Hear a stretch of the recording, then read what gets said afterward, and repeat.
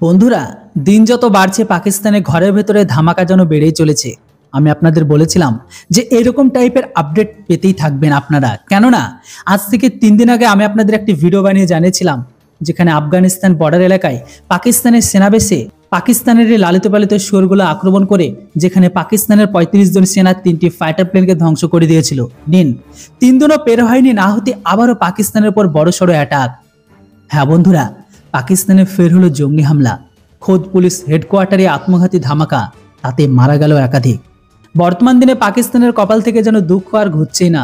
এক বিপদ যেতে না যেতে দ্বিতীয় বিপদ মাথার উপরে সে হাজির। একদিন আগে আমি আপনাদের ভিডিও বানিয়ে জানিলাম যে পাকিস্তানের 35 জন সেনা মারা গেছে। এক যেতে না যেতেই আবারও একটি বড়সড় ঘটনা ঘটে গেল পাকিস্তানের ঘরের ভেতরে। সাম্প্রতিক সময়ে এইরকম একের পর এক ঘটনার সম্মুখীন হয়েছে সেই দেশ। তবে এবার পাকিস্তানের উত্তর পশ্চিম অঞ্চলে অবস্থিত আঞ্চলিক পুলিশ হেডকোয়ার্টারে সন্ত্রাসবাদীর হামলার ঘটনাটি ঘটেছে। শুধু তাই নয়, শুক্রবারের ওই হামলায় অন্তত 3 জন পুলিশ নিহত হয়েছে, 3 জন আহত হয়েছে বলে জানা গিয়েছে। যতক্ষণ আপডেটটি দেখবেন সংখ্যাটারও বাড়তে পারে।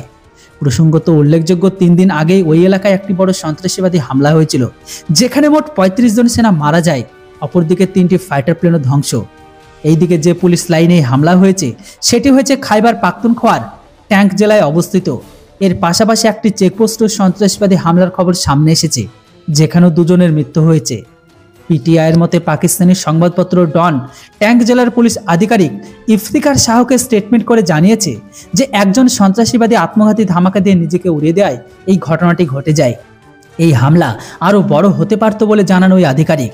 তবে ধামাকার পর পুরো এলাকায় আরও সন্ত্রাসবাদীদের উপস্থিতি সম্পর্কে সতর্কবার্তা জারি হয়।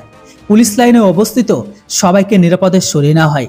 এইদিকে ইতিমধ্যে পুলিশ লাইনে হামলার দায় স্বীকার করে নিয়েছে নতুন জঙ্গি সংগঠন আনসারুল জিহাদ। বর্তমান সময়ে বাকি সন্ত্রাসীদের খোঁজে পুলিশ পুরো এলাকায় তল্লাশি অভিযান চালাচ্ছে। পাশাপাশি ওই এলাকায় আহত পুলিশ কর্মীদের স্থানীয় হাসপাতালে ভর্তি করা হয়, যেখানে 3 দিন আগে বড় ধরনের সন্ত্রাসী হামলা ঘটেছিল সেখানে। প্রসঙ্গত উল্লেখযোগ্য যে 3 দিন আগে অর্থাৎ গত মঙ্গলবার উত্তর পশ্চিম পাকিস্তানে বড় ধরনের সন্ত্রাসী হামলার ঘটনা ঘটে, যে হামলায় কমপক্ষে 35 জন সেনা টমকে গিয়েছিল আর 30 জনেরও বেশি আহত হয়। ওই হামলাটি দায় স্বীকার করেছিল তেহরিকে জিহাদি পাকিস্তান। উল্লেখযোগ্য এটাই, তেহরিকে জিহাদ একটি নতুন নাকি সন্ত্রাসী সংগঠন যেটিকে পাকিস্তানের টিটিপি দ্বারা পরিচালিত করে, যেটি পাকিস্তানের নিষিদ্ধ তেহরিকি তালিবানের সাথে যুক্ত, বা বলতে পারেন তাদের একটি শাখা। যেখানে 4 নভেম্বর বিমান ঘাঁটিতে হামলা হয় আর টিজিপি সন্ত্রাসবাদীরা গত 4 নভেম্বর লাহোর থেকে প্রায় 300 কিলোমিটার দূরে পাকিস্তানের বিমান বাহিনীর মিয়াওয়ালি ট্রেনিং এয়ারবেসে হামলা চালিয়েছিল তারা। ওই হামলায় এয়ারবেসে থাকা 3টি যুদ্ধ বিমান ক্ষতিগ্রস্ত হয়। গত কয়েক মাসে পাকিস্তানে একাধিক সন্ত্রাসবাদীদের হামলা দেখা গেছে। পাকিস্তানের সামরিক প্রতিষ্ঠানগুলিকে লক্ষ্য করে বেশিরভাগ হামলা ঘটানো হচ্ছে। তো বন্ধুরা, এতে অবাক হওয়ার কিছু নেই, আবারও এরকম টাইপের আপডেট আপনারা পাবেন। তো বন্ধুরা, আবারও পাকিস্তানের হামলা সম্পর্কে জেনে আপনারা কতটা খুশি অবশ্যই কমেন্ট বক্সে লিখে জানান। Thanks for watching. Jai Hind, Vande Mataram.